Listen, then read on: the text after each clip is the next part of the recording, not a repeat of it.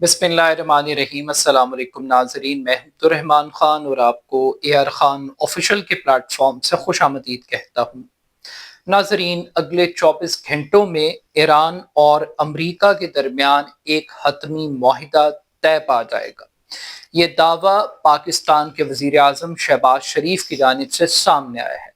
माजी में अमरीकी सदर डोनाल्ड ट्रंप मुतअद्दिद मरतबा पूरी दुनिया को ये पैगाम दे चुके हैं कि अमरीका और ईरान के दरमियान अगले चंद घंटों में, अगले चंद दिनों में, हफ्तों में, महीनों में एक मुआहिदा तय पा जाएगा, मगर कभी भी अमरीकी सदर अपनी बात में सच्चे साबित नहीं हुए।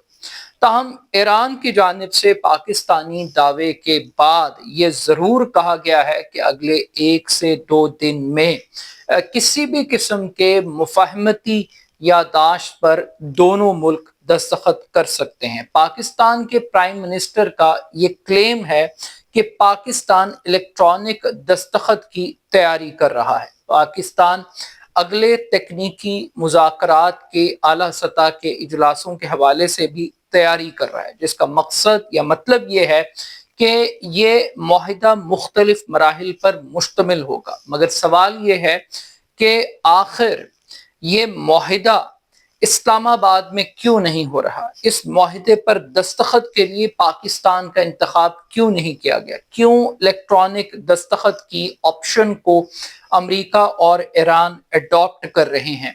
आखिर पाकिस्तान इस पूरी सालसी का एक वाहिद करैक्टर था जो मीडिएट कर रहा था, तो पाकिस्तान को इस सादत से, इस इज्जत से क्यों महरूम रखा गया? ये एक बड़ा सवाल है।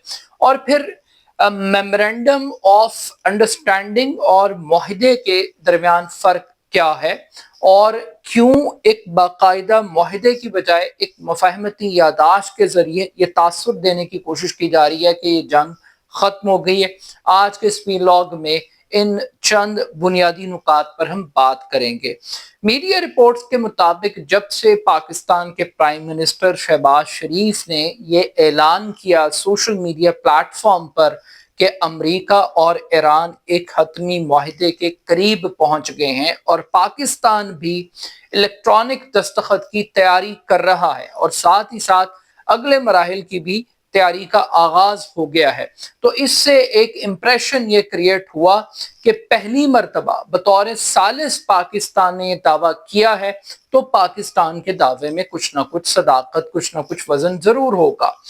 मगर यहाँ ये बात बड़ी दिलचस्प थी कि ये मुआहिदा नहीं है, ये मुफाहमती यादाश्त है। मुफाहमती यादाश्त अगर आप डिप्लोमेटिक चैनल्स के अंदर इसकी इंटरप्रिटेशन करें तो आपको पता लगता है जो MOUs होते हैं वो सफारतकारी की सबसे कम तरीन या कमजोर तरीन सतह कंसिडर की जाती है। एग्रीमेंट को बाकायदा तौर पर एक बाइंडिंग तस्वुर किया जाता है। एक यादाश्त के तौर पर किसी चीज पर दस्तखत करना, हजारों यादाश्तों पर दुनिया भर में दस्तखत होते हैं, मगर उन्हें प्रैक्टिकली एग्जीक्यूट करना, अमल दरामद करवाना एक बहुत बड़ा चैलेंज और इम्तिहान होता है, और ये किसी के ऊपर भी कोई बाइंडिंग नहीं होते।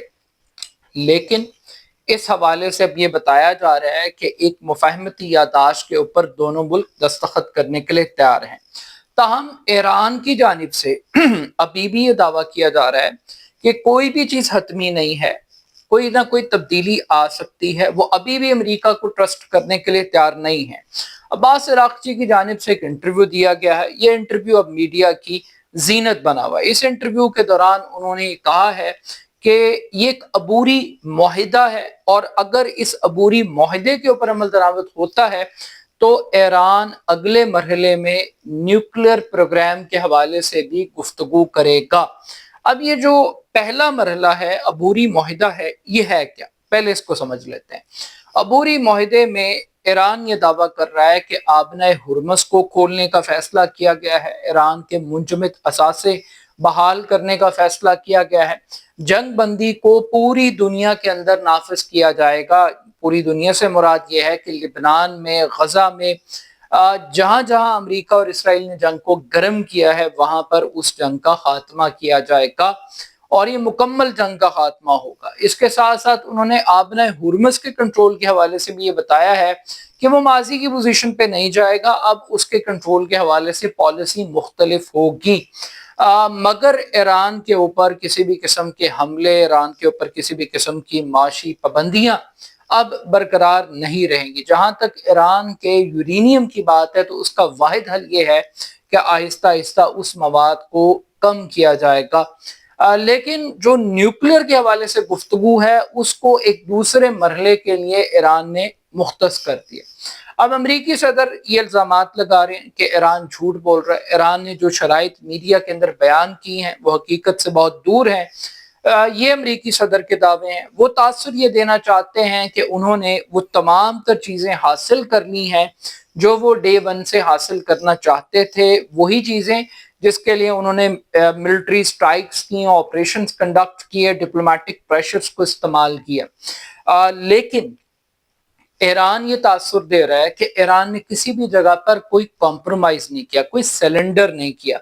مگر اگر ایران کے اس نقطہ نظر کو ایک لمحے کے لیے تسلیم کر لیا جائے تو ایک بڑا سوال ہے کہ آخر امریکہ نے اتنی بڑی جنگ کا آغاز کر کے 4 ماہ تک پوری دنیا کو یرغمال بنا کے، پوری دنیا کی اکانومی کا بیڑا غرق کر کے، اربوں انسانوں کے لائف سٹائل کو تباہ کر کے امریکہ نے کیا اچیو کیا؟ اگر یہی مفاہمتی یادداشت پر دستخط کرنے تھے، یہ تو جنگ شروع ہونے سے پہلے بھی کیے جا سکتے تھے، تو امریکہ نے اتنا وقت، اتنی توانائی، اتنی ملٹری فورس کیوں ضائع کی، اور آج امریکہ نے کیا اچیو کیا ہے، کیا گین کیا ہے؟ لیکن اس کے ساتھ ساتھ بطور ثالث، چونکہ پاکستان ایک واحد ثالث تھا اور دونوں فریق کمیونیکیشن کے لیے پاکستان کو استعمال کر رہے تھے، اسلام آباد ایکارڈ کی باتیں ہو رہی تھی، پاکستان پوری دنیا میں ایک لائم لائٹ میں تھا، مائی فیورٹ فیلڈ مارشل کی اصطلاحیں ہم سن رہے تھے، شہباز شریف ڈونلڈ ٹرمپ کی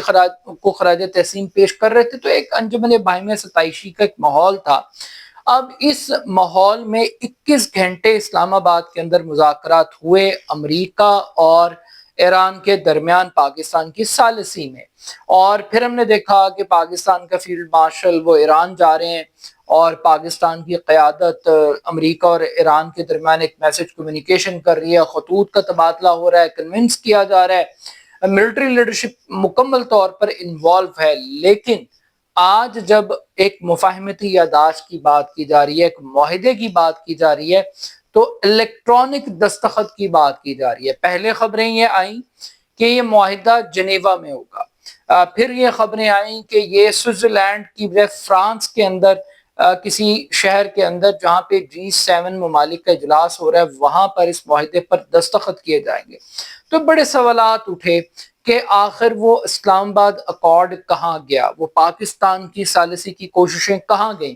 اگر پاکستان میڈیٹر تھا تو پھر یہ میڈیٹر کا حق ہے کہ اس کی سرزمین کے اوپر یہ معاہدہ پایہ تکمیل کو پہنچے، پاکستان کو بھی اس کا کریڈٹ ملنا چاہیے۔ تو آخر کیوں پاکستان کو ڈسکریڈٹ کیا جا رہا ہے اس مرحلے کے اوپر کہ جب ایک ابتدائی میمورنڈم آف انڈرسٹینڈنگ دونوں ملکوں کے درمیان ڈیولپ ہو گیا ہے؟ یہ بڑے سنگین بات ہے، بے مقصد نہیں ہے، کیونکہ ایران کے لیے پاکستان ایکسیپٹیبل تھا، امریکہ کے لیے پاکستان ایکسیپٹیبل تھا، اور اتنی دیر تک ایکسیپٹیبل تھا، تو پھر اچانک ایسا کیا ہوا کہ یہ دونوں ملک پاکستان آ کر دستخط کرنے کے لیے تیار نہیں ہیں، الیکٹرانک دستخط ہو رہے ہیں۔ اب الیکٹرانک دستخطوں کی بھی 2 توجیحات پیش کی جاتی ہیں۔ ایک تو یہ ہے کہ ایرانی قیادت کسی اور ملک میں نہیں جائے گی اور وہ الیکٹرانکلی اس معاہدے پر دستخط کر دے گی، اور اسی طریقے سے امریکہ اور اسرائیل جتنے بھی سٹیک ہولڈر ہیں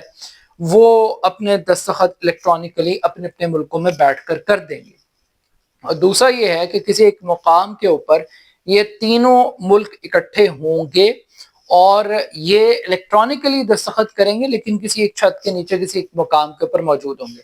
اب یہ مفاہمتی یادداشت کتنی طاقتور ثابت ہوگی، اس کے اوپر عمل درآمد کس حد تک ہوگا، اور کیا جو ایشوز ہیں ان کو یہ ریزالو کرے گی، اور اس کا جو امپیکٹ ہے، گلوبل امپیکٹ ہے اکانومی کے اوپر، ریجن کی سیکیورٹی کے اوپر اور امریکن ایمبیشنز کے اوپر، اس کے اوپر اس کا کیا امپیکٹ کریٹ ہوگا، یہ بڑے اہم ترین سوال ہیں۔ بٹ سٹل ابھی بھی یہ کہنا قبل از وقت ہوگا کہ واقعی اگلے 24 گھنٹوں کے دوران امریکہ اور ایران کسی ایک معاہدے پر اتفاق کر لیں گے، اور وہ معاہدہ کتنا دیر پا ہوگا، یہ بڑے سوالات ہیں۔ اپنا فیڈ بیک مجھے ضرور دیجیے گا۔